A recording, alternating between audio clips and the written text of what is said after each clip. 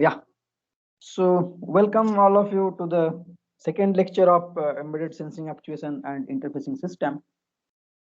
So in the last week, the introductory class, so we have talked about the basic background and motivation for this course, the related contents and syllabus which we have planned to cover up during this semester. Followed by that, the introductory concepts of embedded system along with their different components, under which we told that the third one, that is the sensors, actuator and interfacing block, we are primarily going to cover. And essentially, the these are the important part of the embedded system, which finds enormous applications in different sectors or different segments of our life or areas. We have also shown a couple of popular sensors along with the actuators. After that, we have illustrated the practical example of washing machine, where we have told that how different sensors, actuators, and the interfacing circuits play important role to make the system fully automated, right? And then also we have seen how enormous applications of sensors, actuators, and interfacing circuits are there inside the ATM also, which is again another type of important example of embedded system. Followed by that, we have talked about the automotive example as well, inside which we have seen a lot of different embedded systems are there, which includes different sensors, actuators, and interfacing mechanism, under which we have just given the illustrative example for a simple airbag deployment system, right? So what we have told that inside this airbag deployment system, which is basically used for safety purpose of the passenger as well as the driver, and in order to develop this airbag system, which is also a beautiful example of simple auto that embedded system, in order to develop this system, it requires the dedicated sensors and actuators, right? So what we have seen in the last class, that in this airbag deployment systems, we need the different important sensors like crash sensors, accelerometers, wheel speed sensor, braking pressure sensor, as well as seat occupancy sensor. And under actuators, we have seen the use of airbag inflation device, passenger airbag on-off indicator, and so on, right? And we have illustrated that how this airbag systems comes into the picture when some accident or collision is going to happen, and as soon as the crash is detected by the corresponding sensors, accelerometers, then it will send the signal to the airbag controller unit, which will deal with some embedded controller, and that controller will decide that what type of action it needs to generate to prevent the injury during accident. So what it does, it will activate the inflation device, which generates nitrogen gas by igniting a chemical compound, and accordingly the bag will be inflated so that the injury will be reduced. Okay, and you have seen the significance of the real-time terminology as well, that in this particular example, the time between crash detection and complete deployment or activation of the system is hardly 0.05 second, right? So that is only 50 millisecond. You can understand the importance, right?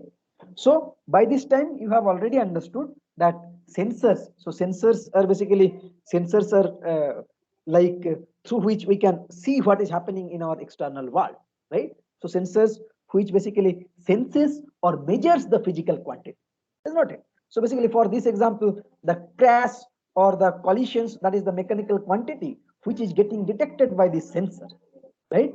And what the actuator does, so according to the sensor command, the airbag control unit or the microcontroller unit, that will decide what type of action it needs to generate, and accordingly that microcontroller will generate the command to trigger the actuator.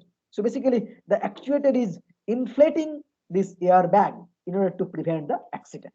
So mostly, most conventionally, what you can consider, the sensors will sense the physical quantity and convert that physical quantity into electrical quantity. How it converts the physical quantity into electrical quantity? Using some dedicated signal conditioning circuits.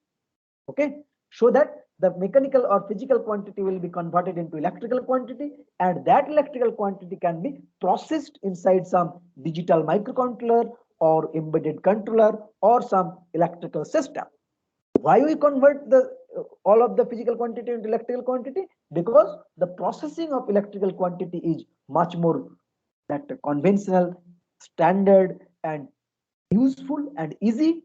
And also at the same time, in order to develop some real world compact system, some digital system, suppose for example, often you can see in the platform or in different areas some digital boards are there, right? And that digital board continuously gives you the value of environmental parameter like temperature, humidity, pressure, etc., right? So obviously to develop that type of digital system, we need to have the sensors which will convert the physical quantity into electrical quantity, so that that electrical quantity can be processed inside the controller or the digital system. And what this actuator does, so based on the microcontroller command, the actuator will generate some triggering action.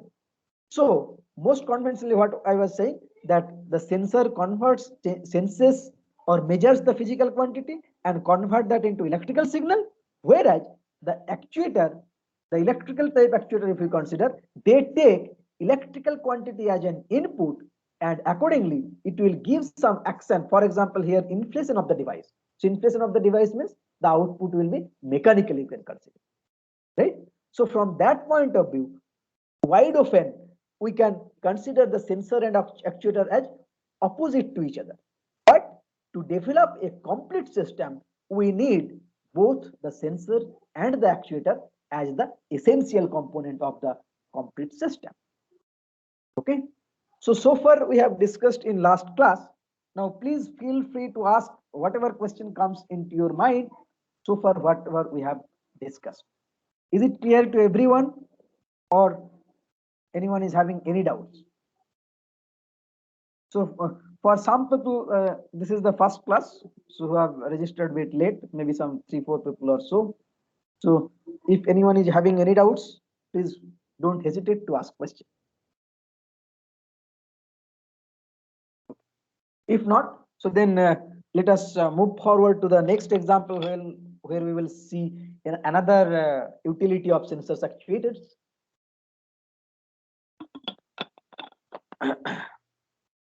So next example is electronic stability control system. Okay. So what this electronic stability control system means? This is also we are discussing in what context? In the context of automotive or the car, right? So suppose this is the car and the driver is sitting inside the car, and the driver wants to move in a particular trajectory. Okay, so he has something in mind, in particular trajectory he wants to move. Now because of some factors, if the driver suddenly applies the brake, or because in case of suppose turning somewhere, if suddenly applying brake, or if suddenly turns 90 degree. So for those type of situation, or even suppose because of the slippery road or rainy road or whatever be the factors, because of these type of situations, there is a possibility of oversteering or understeering. So oversteering means this green is the required trajectory or the targeted trajectory, but because of the some sudden maneuvers, sudden turnovers, or sudden braking, whatever, because of some factors, instead of following this trajectory, suppose suddenly the car is following this red path, which is not desired. So in this type of situation, to control the stability of this automobile, we need a dedicated electronic stability control system which needs to be installed in this particular car. Okay, so this electronic stability control system will help to prevent a driver from losing control of steering when turning suddenly or braking sharply, or in case of slippery road or whatever environmental factors, and thus prevents over or under steering. Okay, now let us see that how the different type of sensors and actuators play important role in this particular electronic stability control system. Okay, now first of all, let us start from the simple thing. Let us start from the simple thing where we don't have any controller and driver is the controller. Let us assume the driver is the controller. Okay, so you just consider this particular diagram. Okay, so suppose this is your vehicle, this is the vehicle or the car, and this is the driver. Okay, so suppose this is the desired trajectory. Suppose this is the desired trajectory. The driver is having in mind that I will follow this particular trajectory. Okay, now because of this braking or turning, whatever, suppose the trajectory, this particular trajectory is not followed, rather than that some other trajectory is getting followed. Suppose this is the actual trajectory and this is the desired trajectory. So this is the desired trajectory and this is the actual trajectory. Now the driver is having in his mind that what is my targeted trajectory and what is the actual trajectory.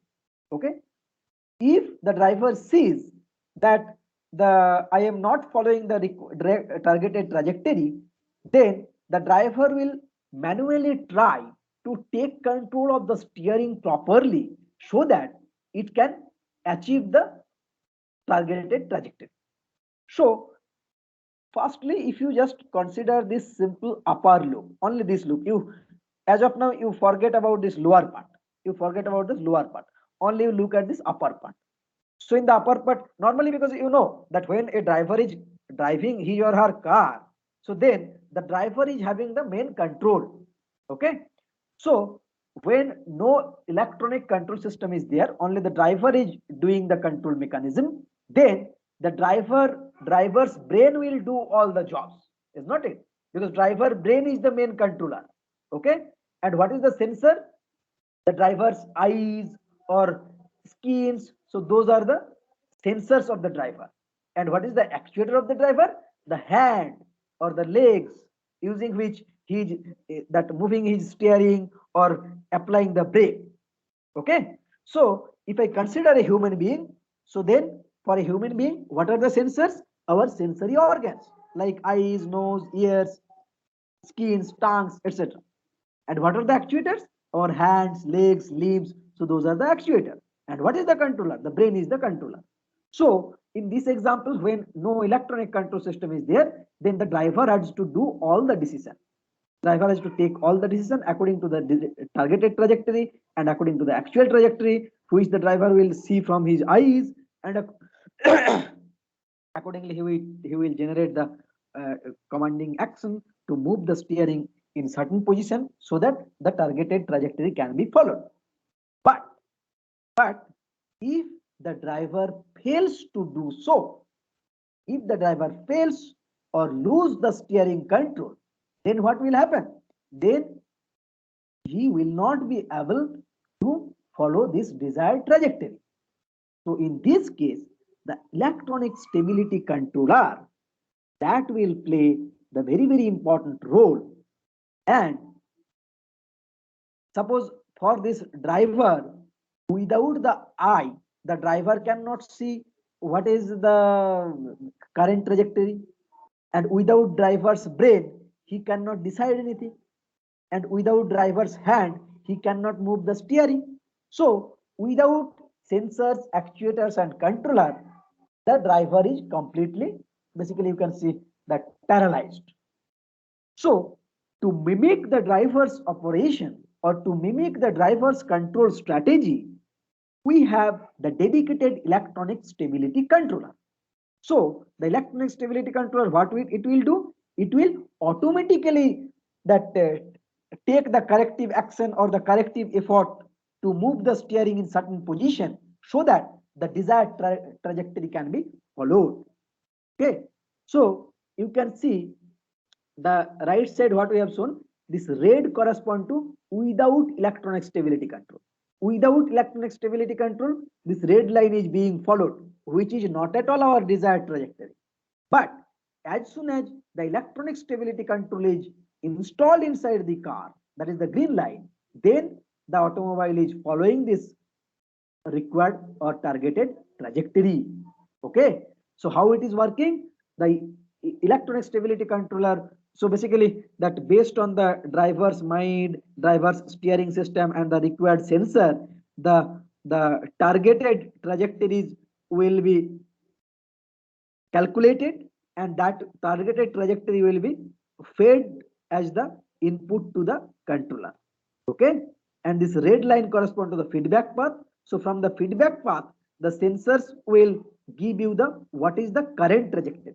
Okay, so from this forward path, the driver, steering system, sensors, the electronic controller will understand what is my targeted trajectory. Okay, and from this red line, from this feedback path, that yes, the controller will understand what is the current trajectory. And similar to here, the targeted trajectory and the actual trajectory will be compared inside the controller, and accordingly the controller will generate some commanding action to the wheel brakes or the other required actuators, so that the vehicle will be in control, and the steering will be that losing control of the steering will be prevented, and as a result it will prevent the over or under steering, so that it can follow the desired trajectory. So in order to build this electronic stability control system, we can easily understood we can easily understand that without sensors and actuators, the controller alone cannot do anything. So that's why that is the huge importance and utility of sensors and actuators in any embedded control system. So in this example, what are the sensors used over here? Steering wheel angle sensor, which will detect the steering wheel position and provide the reference input for the controller. Yaw rate sensor, which will measure the actual yaw rate of the vehicle and can also estimate the yaw angle by integrating. Lateral acceleration sensor as well as wheel speed sensor. And what are the actuators required over here? The main actuator is the application of anti-lock brakes to each wheel individually, right? Each of the four wheels are having individual brakes, anti-lock braking system. So that is the actuator you can consider. Along with that, other actuators are like electronic throttle, fuel injector, as well as spark plugs. So essentially from this example, from the previous example as well as this example, we can understand that without sensors and actuators, we cannot think of the control system, we cannot think of the embedded systems in our real life applications. Okay, is it clear to everyone? Any doubts? Okay, if no doubt, so then let us move forward. So similarly, if we look at the smartphone, so this is a bit older smartphone. In the modern smartphone, much more sophisticated ICs, device, sensors are there. But still, in this basic smartphone, here also we can find enormous use of the sensors actuators. So what are the sensors over here? Accelerometers, gyroscope, magnetometer like compass. So in almost all of the smartphone, these basic three fundamental sensors are present. Then proximity sensor, right? So these are the some of the primary sensors. Then microphone, these are also the sensors which senses the physical quantity, right? And if you just put that switch on this sensors, activate these sensors, so that if you just the reading of the sensors can be continuously displayed in your smartphone as well. You can check that. Okay, so they, if you just tilt your mobile phone in different orientation, accordingly the accelerometer gyroscope's value will be changing, right? So even they are used for fault detections, or even they can be used like you play different games in the smartphone, right? Like Temple Run or lot of different games where it appears the screen is getting jumped, so that particular that person is jumping over the different obstacles, right? So those things are being controlled by the gyroscope accelerometer as well, right? So these are some of the sensors, like the image sensors, autofocus actuators, So the actuators, you can have where you see this the in some of the smartphone when you are just that trying to zoom in or zoom out, so then the actuators or the autofocus actuators will come out or come in, right? So this is just to show you the idea that even in smartphone also we have lot of applications of different sensors and actuators.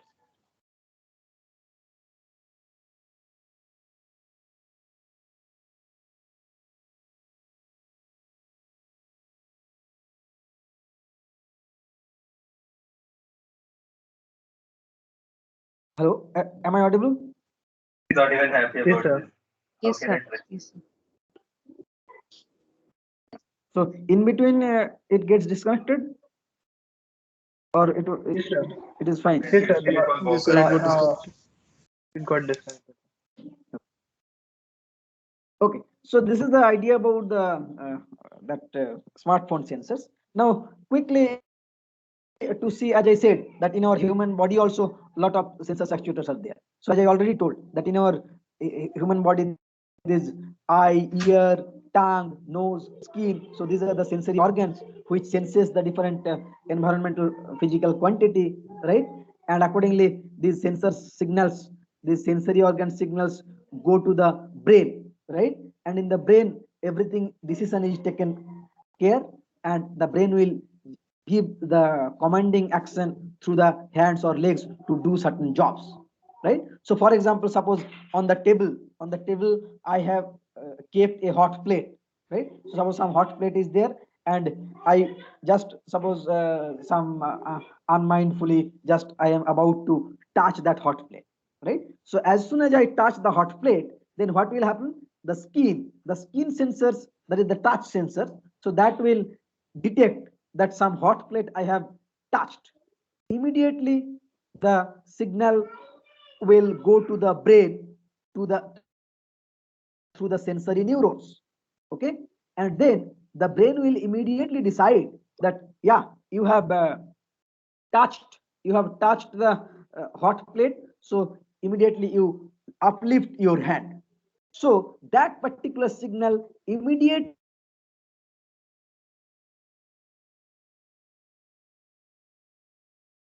Sir, and you are it will not feel the audible. hand you immediately. Okay, So, how so how the long? last patient, sir, for like last 15 seconds, you were not audible. Okay, okay, okay, fine. Yeah.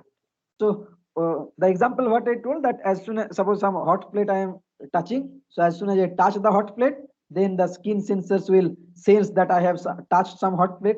That signal will be transferred to the brain through the sensory neurons, and the brain will decide that yes, you have touched the hot plate, that is beyond your withstanding limit of temperature. So immediately you uplift your hand. So how that signal will go from the brain through the motor neurons, that signal will go to the hand, that is the actuator, and accordingly we uplift our hand from the hot plate, right? So this is the beautiful example of automatic control system in our human body. So in this case also we can understand the brain is the controller, but without the sensors or the actuators, that is the in this case the skin and hand, we cannot do anything, right? So this I hope this basic feedback control system loop you are aware of, that suppose the controller in this case the brain is or in the previous stability control, the electronic stability controller was the controller, and we have some set point or reference point or target value, right? So in this example, the temperature suppose up to 30 degrees, suppose we can withstand, for example. So then 30 degrees is the reference temperature. Similarly, in the previous example for the electronic stability control, the desired target path or desired trajectory is the reference value. Okay, and the feedback sensor that will continuously measure what is the current value. So in this case, this skin is the sensor which will measuring the current value, and that current value and the desired value will be compared, and accordingly the error signal will be generated. That error signal will be fed to the controller, which will take the corrective action, and that corrective actions, that command will go to the actuator, and actuator will do the actual performance. That means controlling of the stability in the previous case, in this case uplifting of the hand from the hot plate. Okay, So I hope the importance of sensors actuators in our real life as well as in the industrial applications or the embedded applications we can easily understand. Now formally let us discuss about the need for sensors actuators. So formally what we can understand, the sensors can provide the window through which a microprocessor or the microcontroller system can see what is happening in the real world, right? So similar to our human body, like through our eyes, skins, ears, we can understand what is happening in the real world or the outside world or the environment. Similarly, through the sensors, we can the system can understand what is happening outside. And the example of sensors are like temperature sensor, like RTD, thermistor. Then you have the pressure sensor, accelerometer sensors, which are used to sense different physical quantity. Like this will sense temperature, this will sense pressure, this will sense some acceleration or vibration, etc. Whereas the actuators trigger some action based on the command from the microprocessor or microcontroller. And example of actuators are like motor, right? So electrical motors, you know that electrical signal is the input and output is what? Output is mechanical rotation of the motor. Okay. Then we have the solenoid, we have the hydraulic actuator. So these are some of the example of actuator. And we can easily understand, we can easily interpret that without the use of sensors and actuators, we cannot think of the automation. Okay, so automation, what does it mean? So automation means without any human intervention happening of the things. So for example, suppose in case of some beverage industry or cold drinks industry, right? So suppose you think that you don't have any machines, any sensors like this, you have to manually fill up the bottles, then cap it, seal it, label it, pack it, everything. Then you can understand how many number of human beings are required, workers are required, then efforts are required, time is required, and also the manual error will be also there. But that is not a feasible solution. So in order to do these things automatically, that means in case of cold drinks or beverage industries, if that nowadays everything is being automated, is not it? So how this automation is happening? They require lot of dedicated machineries, dedicated sensors, actuators in order to do the automation. Fine. Okay. Now, as I said that the what we prefer, that the sensors what we use, we prefer the output of the sensor should be electrical, so that it can be processed easily, it can be controlled easily, it can be monitored easily. Okay, and so that some digital system we can develop.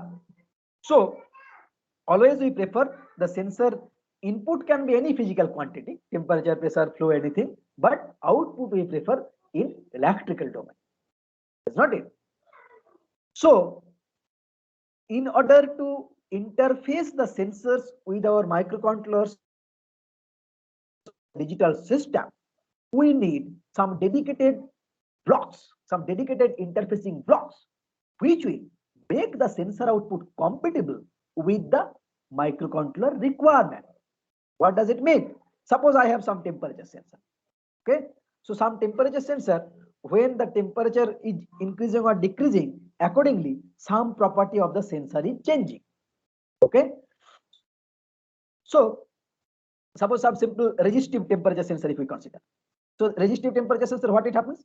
When the sensor is exposed to some temperature variation, its resistance gets changed.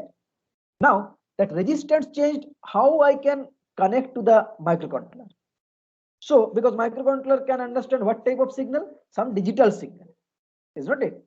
So the resistance, I have to convert it into some digital signal. So how to do that? So initially what I can do, I can think of some simple circuit, suppose some voltage divider circuit or bridge circuit, which will convert the resistance into voltage. That voltage will be analog voltage. Then the analog voltage can be converted into digital using some ADC. In between, I may require some amplifier in order to amplify the signal. So essentially what I want to tell that in order to connect the sensors with the microcontroller or the embedded system, it is very difficult to connect them directly because the temperature sensor raw output may not be compatible with the embedded system or the digital system.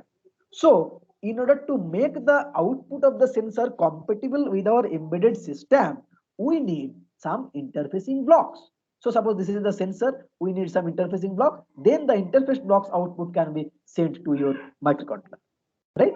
Because the sensor can be giving different output, maybe some sinusoidal output, pulse output, whatever different type of output. Accordingly, we have to choose what type of interfacing blocks we have to use so that the output of the sensors can be compatible with our microcontroller. So here we can see the sensors are fed to the embedded system or the controller. So basically, sensor output goes to the microcontroller through the interfacing blocks. So here you can see this, you can see the arrow. So from the temperature sensor, the arrow is towards the embedded system. Microphone is again another sensor's arrow is towards the embedded system. Similar, tachometer is for speed measurement. Sonar is for ultrasonic distance measurement. Then we have the position sensor, right? Then we have the RFID reader. So these are the sensor whose output is connected to the embedded system. On the other way, as I said, that sensor and actuator you can consider as the opposite axis. So based on the sensor output, obviously through the interfacing blocks, the embedded system will analyze the sensor output, what is the, and takes the decision what type of action it needs to generate. Accordingly, it will generate the command, and that command will go to where? That command will go to the actuator. So what are the actuator? From the embedded system, the arrow will be towards the actuator, right? So for example, this display board, this is one example of actuator. The speaker, that is the example of actuator. So in speaker, what happens? The electrical signal will be fed as the input, and speaker will produce the sound signal. So vibration signal or the acoustic signal. Okay. Motor. In motor, the output input will be electrical coming from the embedded system, and output will be rotation or the mechanical. Switch. Input can be coming from the this embedded system electrical input, and output will be closing off on off position, right? So here again, similar to this sensor part, for the actuator part also, directly the embedded system output we may not be able to connect it to the actuator. Why? Because the embedded controller output will be digital output, and the speaker or the actuator will be having certain input requirement. So it may not match the embedded output and the speaker input. They not be compatible.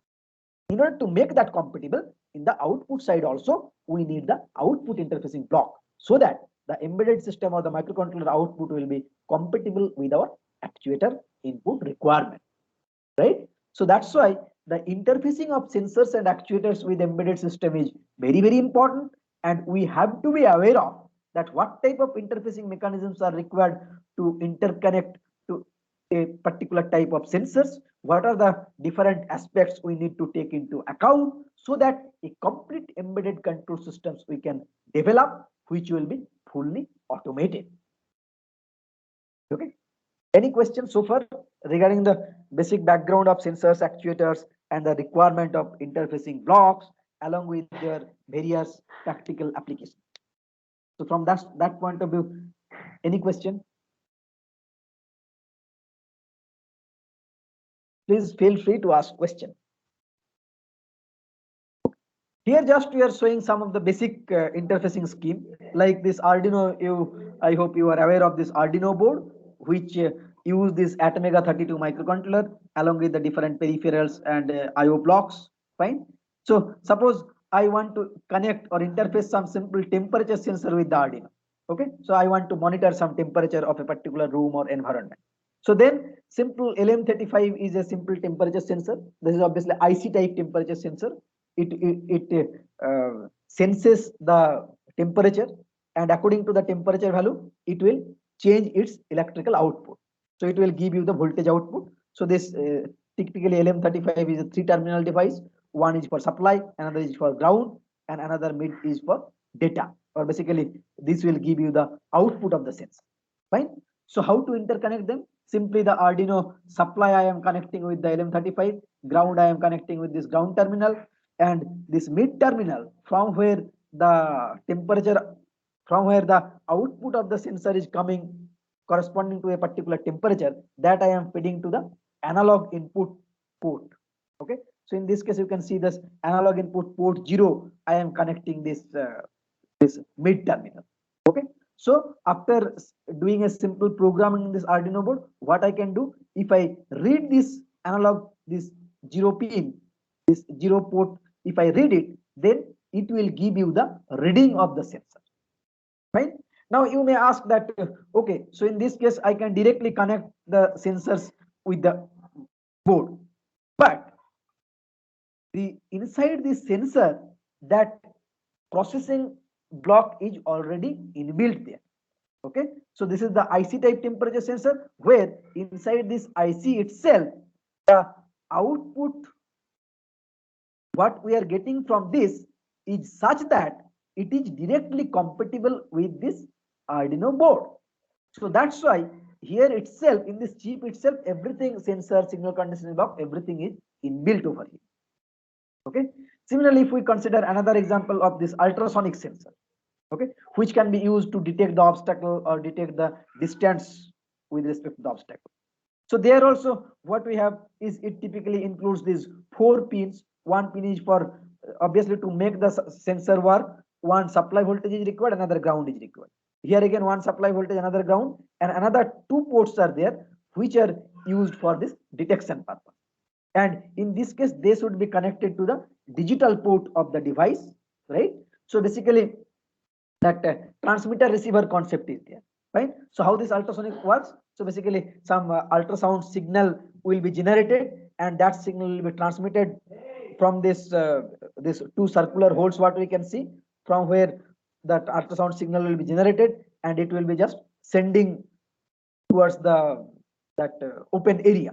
And as soon as it will detect some obstacle, so from that obstacle, the signal will be echoed back, and that will be received by this another black hole, right? So this is the one is the transmitter, another is the receiver, and that received signal will be processed, and it will calculate how much time has been elapsed from the transmission of the signal and receiving of the signal, and the velocity of the ultrasound is known, and accordingly it calculates what is the distance. So this can be done by this simple Arduino board itself.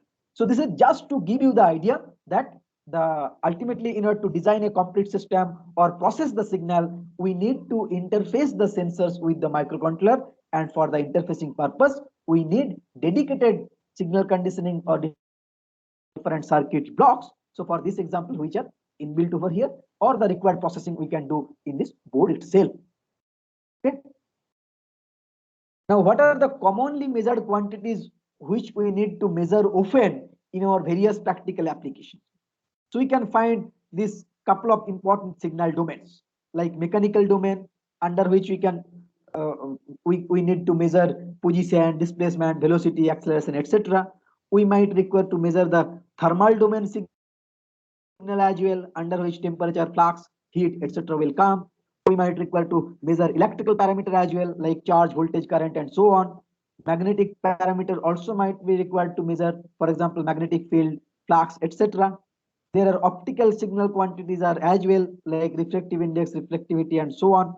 Similarly, we have the biological or chemical signals as well, under which we need to measure the fluid concentration, biological parameters, and so on. So these are some of the important quantities, important physical quantities, which we need to measure often to develop the practical system. Okay. So far, is it fine to everyone? Any doubt? No, sir. Okay. Fine, sir. Now, coming to this basic sensor structure. So as we said that the basic sensor one will be the fundamental sensor. So this is the sensor you can consider.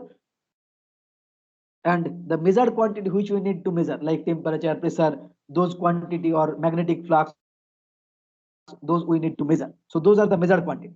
And as soon as those measured quantity will be given as the stimulus to the sensor, or the sensor will be exposed to the variation of this measured quantity, like temperature, pressure, magnetic field, etc., then because of that stimulus, some properties of the sensor will change.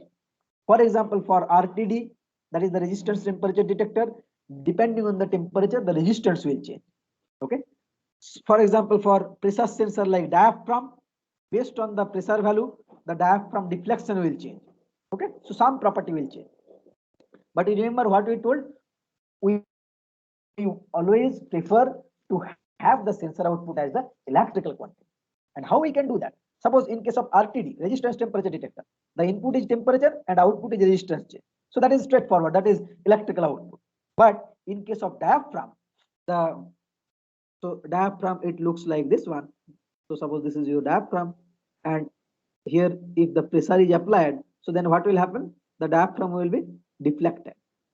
So pressure is the input which you want to measure, and because of the pressure in the diaphragm, what is happening? The displacement is changing. X is the displacement. Okay, so this is the schematic view, but actually the diaphragm will look like this one.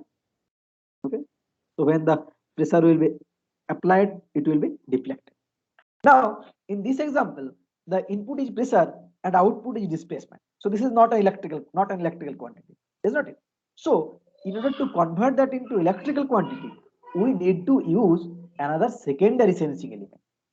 Okay, so someone quickly tell me that what can be the secondary sensing element which can be installed on this diaphragm, which will convert the pressure into some electrical quantity.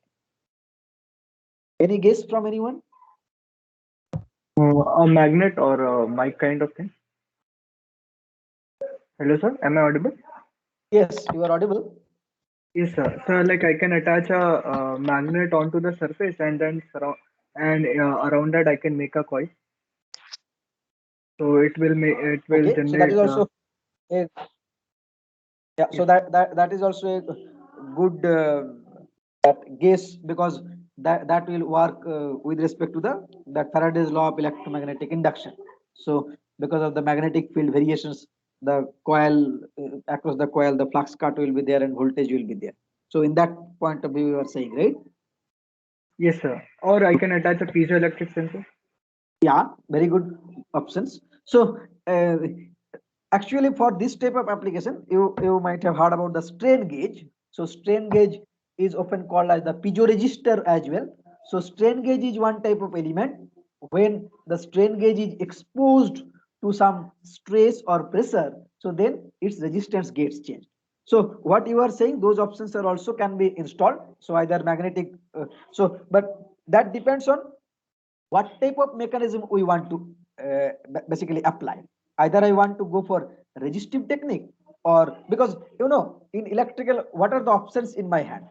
Mostly the options in my hand is resistive, R, L, and C. These are the three electrical quantities, is not it?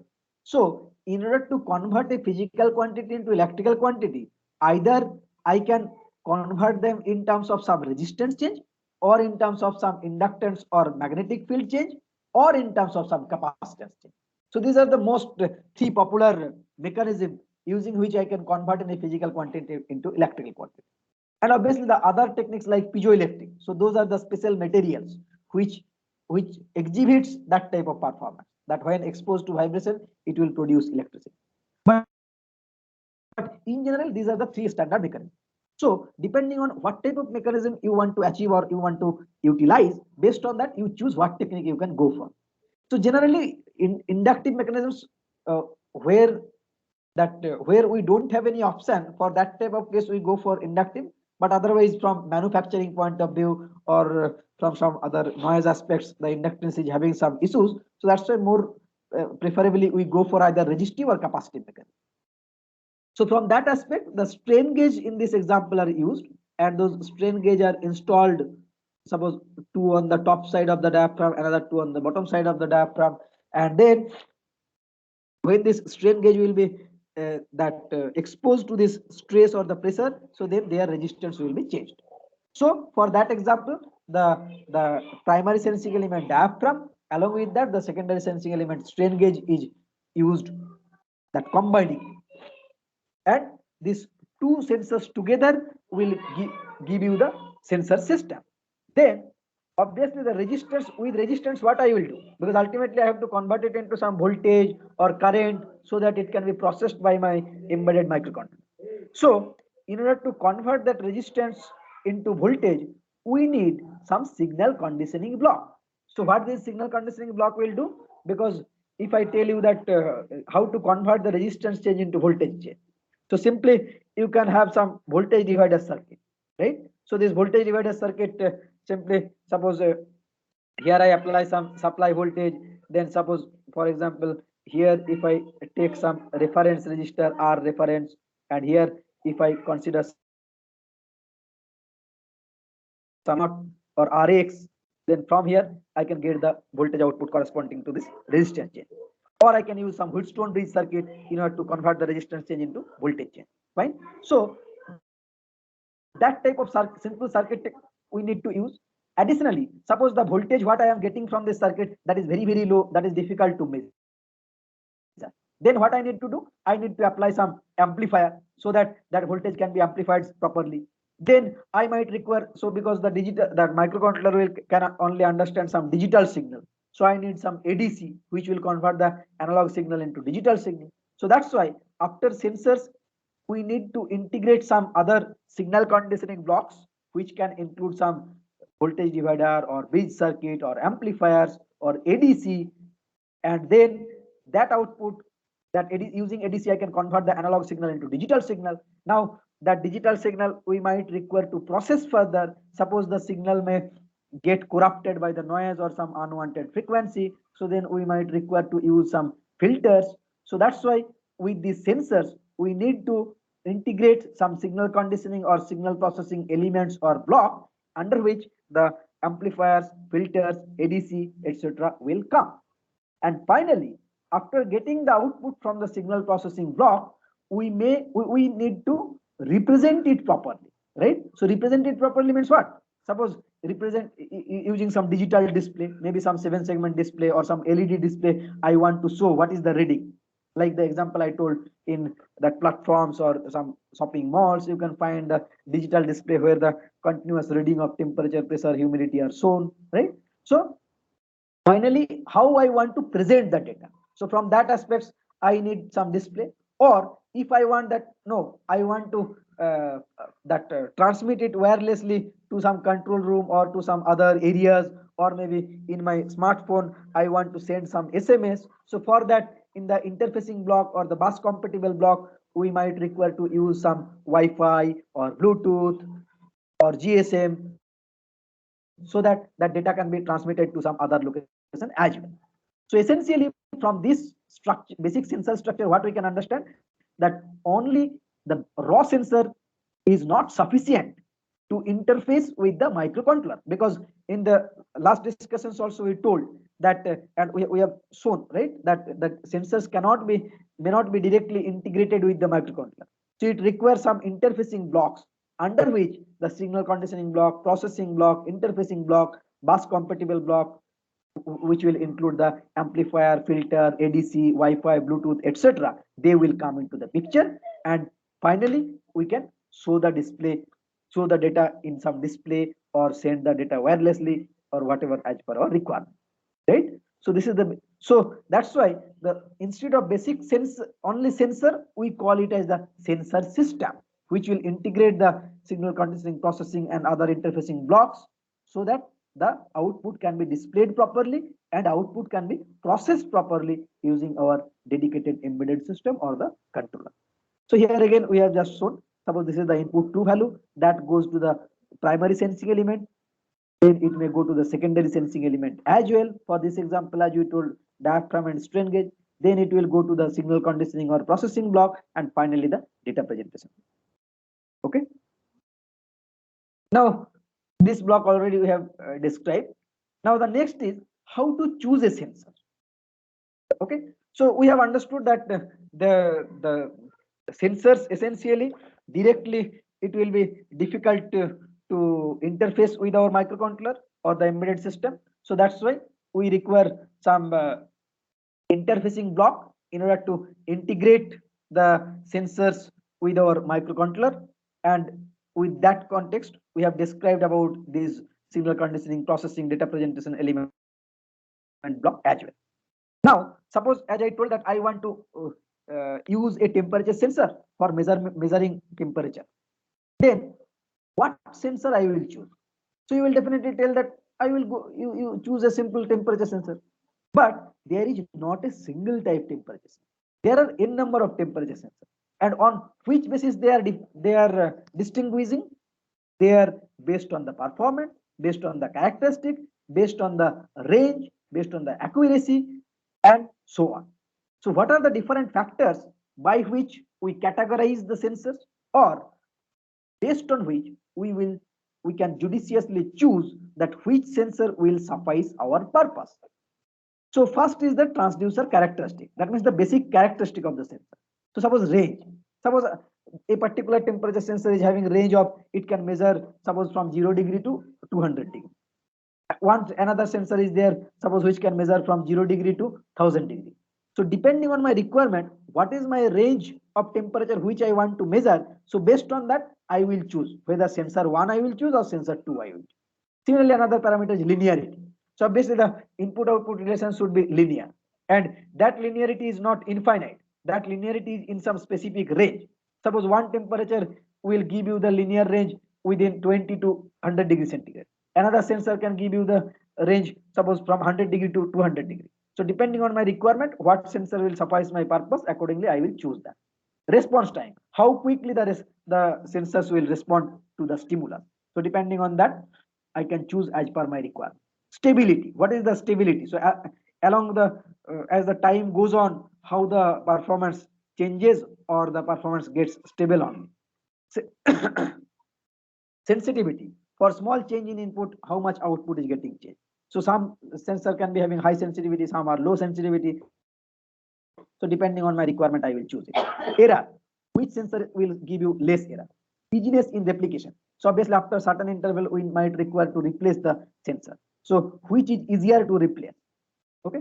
So these are one aspect with respect to the sensor or transducer characteristic. Another factor is there, which is with respect to the environmental factor.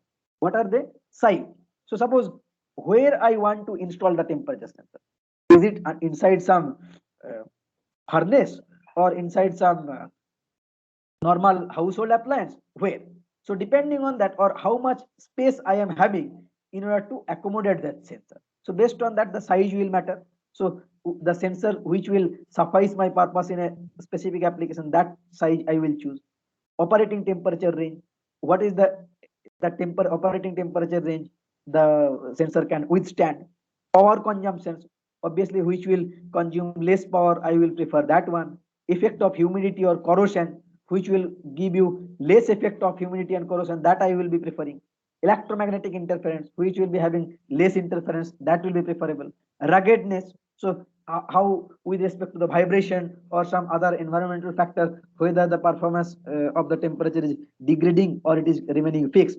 So that is also another factor with respect to the ruggedness. Over range protection, self test capability. So suppose one sensor is marked as it will be useful for 0 degree to 100 degree. Now if by mistake if I apply some 120 degree, so that is the over range. So whether it can handle that type of over range protection or not. These are some of the factors related to the environmental factors. Another factor is with respect to the economic factors. So which is having more lifetime, which is low cost, which is widely available, which are reliable. So these are some of the important factors based on which I will choose that for measurement of certain physical parameters, what type of sensors I will go for. Okay. So is there any questions so far from these discussions, whatever we discussed till now? Any doubts? Is it clear to everyone? Yes, sir. Okay. So please feel free to ask question. If you don't have any questions, so let us conclude our session for today, and we will continue tomorrow. Okay.